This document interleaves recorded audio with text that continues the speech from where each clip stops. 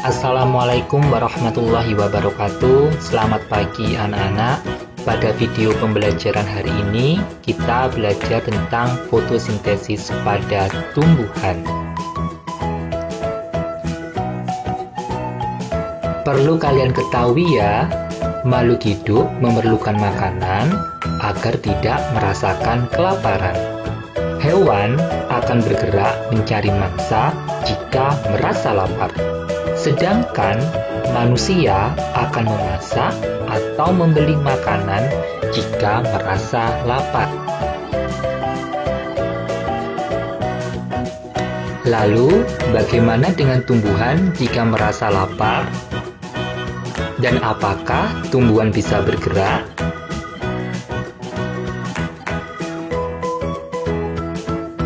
Benar sekali. Tumbuhan tidak bisa bergerak atau berpindah tempat jika merasakan kelaparan. Tetapi, tumbuhan membutuhkan makanan melalui proses fotosintesis. Apa itu fotosintesis? Fotosintesis adalah proses menghasilkan makanan yang dilakukan oleh tumbuhan. Mari kita simak proses fotosintesis pada tumbuhan. Baik anak-anak, perhatikan ya proses fotosintesis pada tumbuhan. Pertama, proses fotosintesis pada tumbuhan dibantu oleh cahaya matahari. Cahaya matahari menghasilkan energi cahaya, kemudian diserap oleh daun. Pada daun terdapat bahan spesial yang bernama klorofil. Klorofil berwarna hijau dan memberikan warna hijau pada daun. Bahan ini yang menangkap cahaya matahari untuk memulai proses fotosintesis. Kemudian, air yang tersimpan dalam tanah diserap oleh akar dan disalurkan oleh batang sampai ke daun.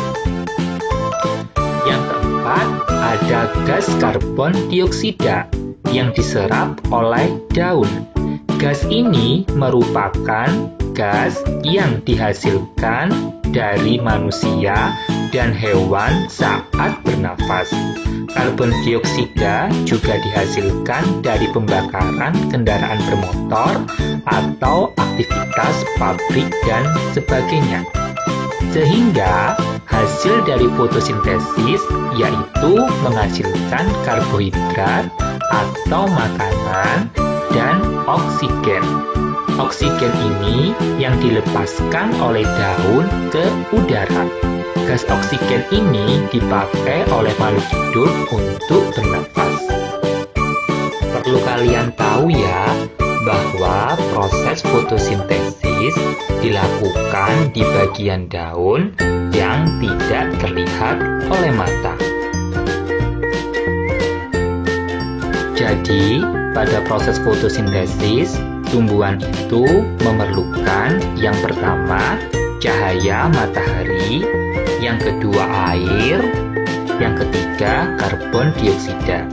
Karbon dioksida adalah gas yang dikeluarkan oleh makhluk hidup pada saat bernafas.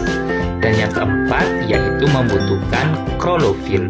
Klorofil adalah zat yang membuat warna hijau pada daun, atau biasanya disebut zat hijau daun. Sedangkan yang dihasilkan pada proses fotosintesis yaitu karbohidrat.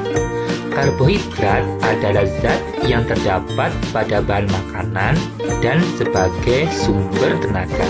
Dan yang kedua, fotosintesis itu menghasilkan oksigen. Oksigen adalah gas yang dihirup oleh makhluk hidup pada saat bernafas. Melakukan fotosintesis, maka tumbuhan bisa tumbuh dengan besar karena tumbuhan sudah mendapatkan makanan dan tidak kelaparan lagi.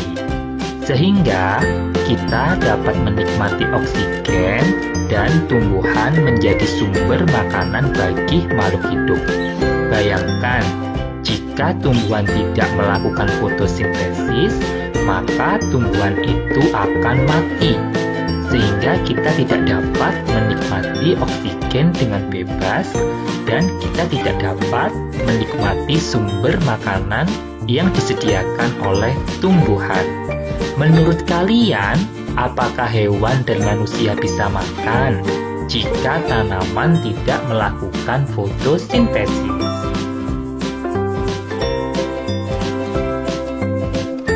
Baik anak-anak, dari video pembelajaran kali ini, apa yang sudah kita pelajari?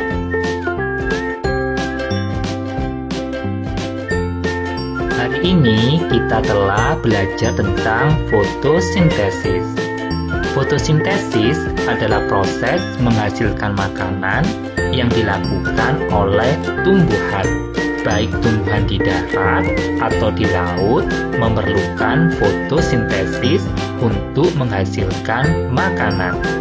Fotosintesis pada tumbuhan membutuhkan matahari, air, karbon dioksida, dan klorofil.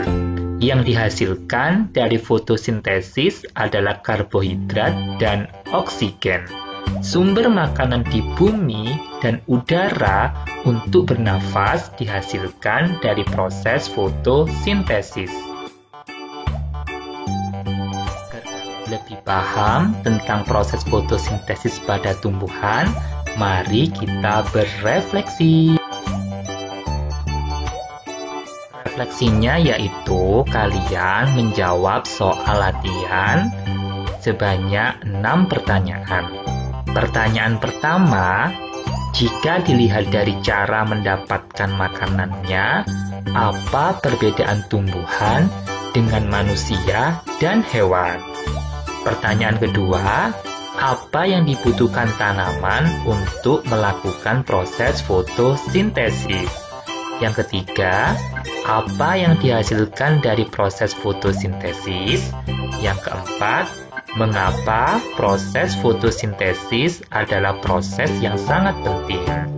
Yang kelima, sikap apa yang perlu kita lakukan terhadap tumbuhan setelah kalian mempelajari topik ini?